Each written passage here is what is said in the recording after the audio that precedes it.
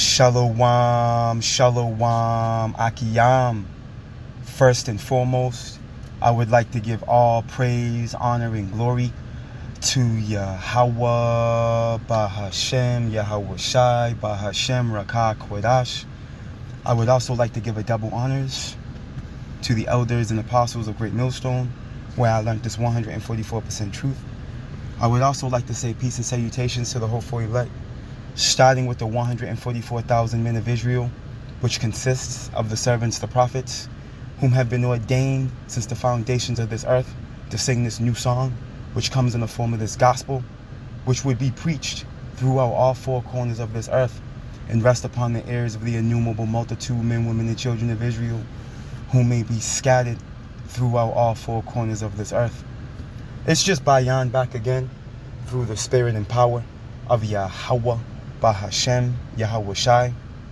And I just wanted to get into a very, very brief video with you Akiyam and Akwath. I'm sure most of you, if not all of you, are aware of what happened over there in, I believe it was Pennsylvania at the Trump rally. The Trump rally. You know, that apparent sniper, okay, that attempted to assassinate Donald Trump. And I have a clip I want to share from ABC News, I believe it is, if I'm not mistaken. You know, copyright is just for edification. You know, it's just for edification. But needless to say, hey, prophecy speaking, man.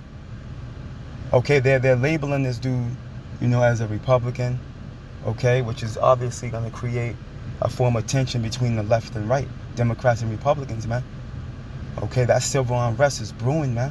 Yahweh Ba'ashem Yahweh Shai is stirring up the pot. Okay, whether this was, you know, a FF or not, you know, whatever the case may be, at the end of the day, it's the works of the Lord. Okay, and efforts for biblical prophecy to come forward, man. Okay, and if you're a believer in this thing, you should be ecstatic, man. You should be ecstatic, because this is not your typical assassination, man. Okay, because now a narrative is being created with the whole left and right thing. Why do you think that is? To usher forth the civil unrest that's written in the scriptures, man. As we can read it in the book of Isaiah, and all the brothers are pulling it, hey, and we're gonna pull it through the spirit. Okay, why? Because we're measuring the times diligently, man. Is what we're doing. Matter of fact, let's grab that first. Let's grab that first in 2nd Esdras chapter 15. I'm sorry, chapter 9. And it reads, 2nd Esdras chapter 9 and verse 1, and it reads, and he answered me then and said, measure thou the time diligently, man, in itself. And we're doing that through the prophecies, man, and through real-time events and scenarios that are taking place on the planet. Okay? That's how we're measuring the time. Right? And when thou seest part of the signs pass, right, the tokens, right, which I have told thee before, right, because our power, what, declared the end from the beginning, right? The whole book of I mean, for the majority, the Apocrypha goes into eschatology, man, which is the study of the end time. That's why these Protestants, the Bible Destruction group took it out, right? Because it goes into the end time of Esau, right? Check it out. Then shalt thou understand that it is the very same time wherein the highest will begin to visit the world which he made. Right? And Yahweh Ba'ashem Yahweh Shai is visiting Esau, man. He's stirring up the Egyptian against the Egyptian. Let's go get that real quick before I grab this clip. And this lesson is not going to be long, Akiyam and Akwa. I just want to bring this forth real quick through the spirit. Right? Let's start from verse 1. The burden of Egypt, man. And this is talking about Babylon the Great, the daughter of Babylon, which is spiritually, okay, called Sodom and Egypt, man, when you read in Revelations 11. Okay? Behold, the Lord rideth upon a swift cloud, which is the chariot. Cloud is a buzzword for the chariot. Okay, when you go to Psalms, I believe that's 104, he maketh the clouds. Let's just get this for edification. There's new listeners coming in every day. Let's get this real quick. And I'm just going through the spirit. I'm just going through the spirit. Got no precepts laid out for me. Nothing. Just going straight through it.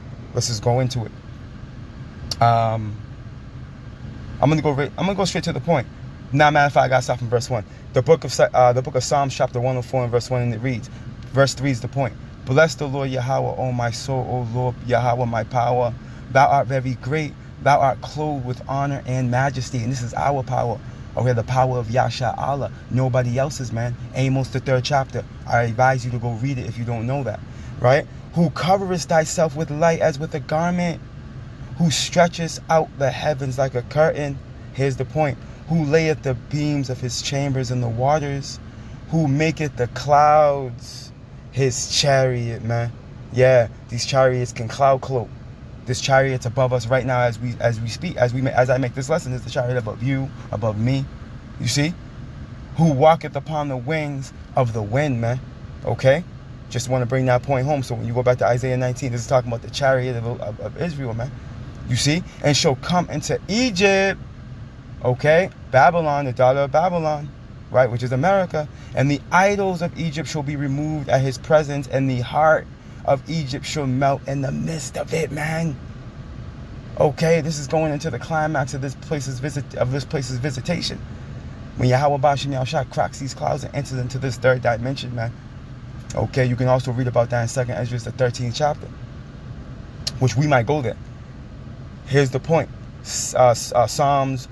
Isaiah 19 and 2. And I will set the Egyptians against the Egyptians. Right? And the modern day Egyptian is Esau, Edom, the so-called white man. Okay? And we established that point pursuant to Revelations 11. This place is like another spiritually Sodom and Egypt. Evil is the modern day Pharaoh that will not let us go. He will not let the Lord's people go. But he's going to be forced to when he's visited. Okay? By our power. Yahweh Bashim Yahushua.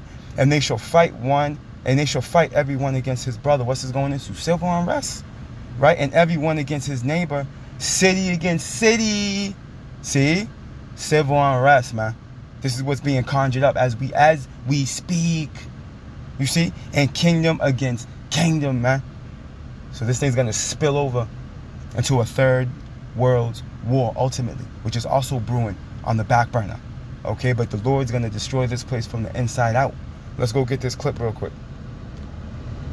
Continuing our team coverage of the breaking news this morning of the assassination attempt on the former president that took place last night. Josh Einiger in Butler, Pennsylvania, where the situation happened, and he's been there all night. Josh, tell us what it's like on the ground now this morning. What are you seeing in here? Well, Anthony and Sydney, good morning. As the sun rises, it's sort of hard to really show you the picture of how small and remote this community is. We're north of Pittsburgh in a rural farming community that is waking up basically under lockdown this morning as federal agents crawl over every inch of the fairground that devolved yesterday into chaos and the attempted assassination of a former president of the United States. The world will see a vibrant Republican Party. Donald Trump was just minutes into his speech before tens of thousands in this rural Pennsylvania fairground went through the cheers of his followers.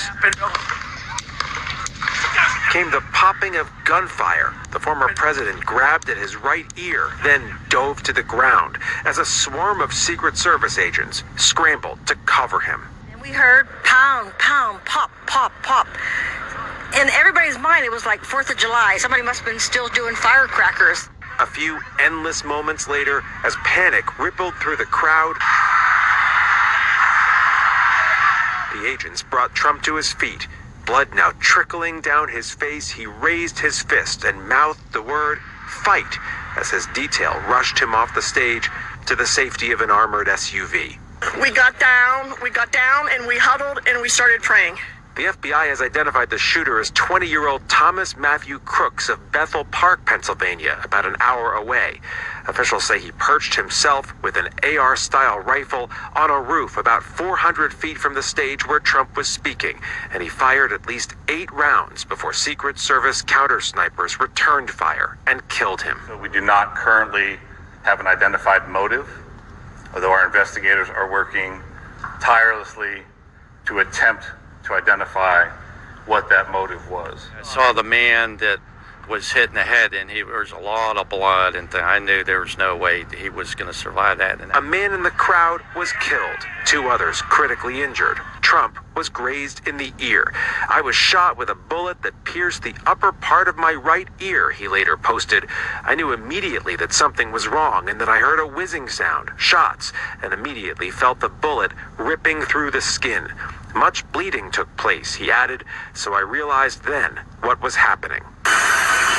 After receiving treatment at a local hospital, late last night, Trump arrived at Newark Airport. Walking down the stairs from his jet on his own power, his motorcade then whisked him to his golf club in Bedminster. President Biden returned to the White House and spoke by phone with the former president. The Biden campaign has pulled all political advertising after the assassination attempt on his rival. There's no place in America for this kind of violence. It's sick.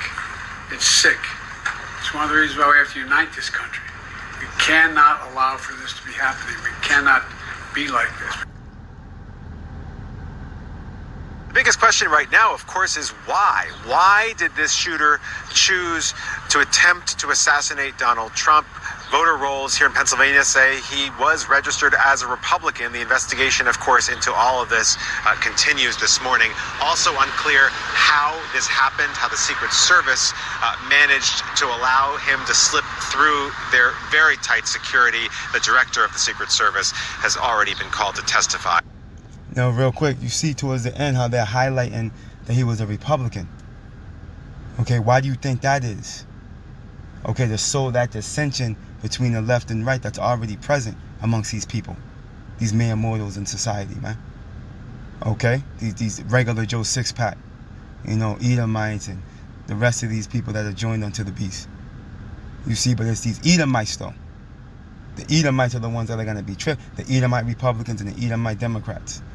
You see? These are the ones that are going to be really leading the charge with this civil unrest. The Lord's going to put it on their spirit. You see? The Lord's stirring up the pot. Okay? This is why they're highlighting that he was a Republican. You see that? So the Lord's turning things up. And we almost out of here, man. Yeah, how about Shemi Al-Shai? Here's our praise, man. And it was, I believe it was this past Saturday at the Dallas, Great Millstone Dallas street teaching. The elder apostle I mentioned how to put curses up, man, when you pray. Okay? Up on this piece of crap, man. Put curses up, man. And lo and behold, look what happens a day or so later, man. You see, no Friday. They had camp on Friday. Theirs is a Friday. Yeah, so look what happens. Look what happens the next day. You see? And it's all through the Spirit. You see, but we see prophecy manifesting. Let's go here. Let's go to the book of 2nd Esdras real quick.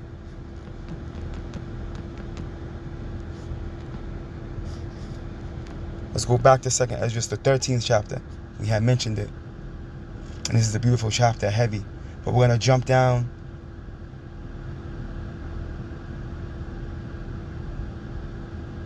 to verse 29, and it reads, "Behold, the days come." This is prophecy.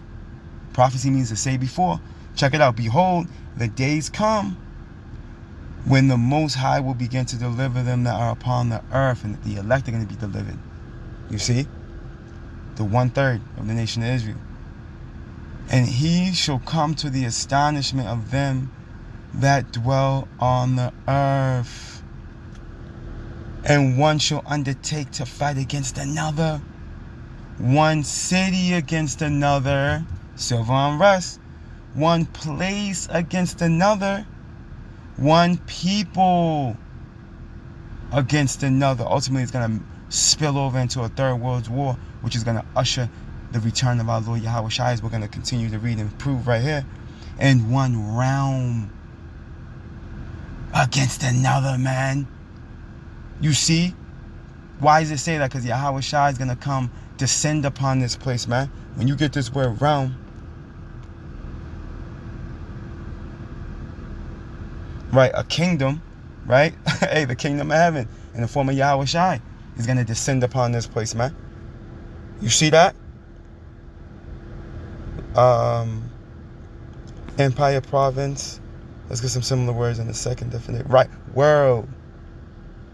World, man. You see that? Because Yahweh Shai is going to come descend upon this place, man. And as it tells us in, is that Isaiah? We'll close out right here. As it tells us in Isaiah 47, he's not going to meet you as a man. We'll close out right here. The book of Isaiah chapter 47 and verse 3, and it reads, thy nakedness shall be uncovered, yeah. Thy shame shall be seen. Why? Let me jump to Obadiah real quick. The Spirit's moving. Forgive me. Bear with me.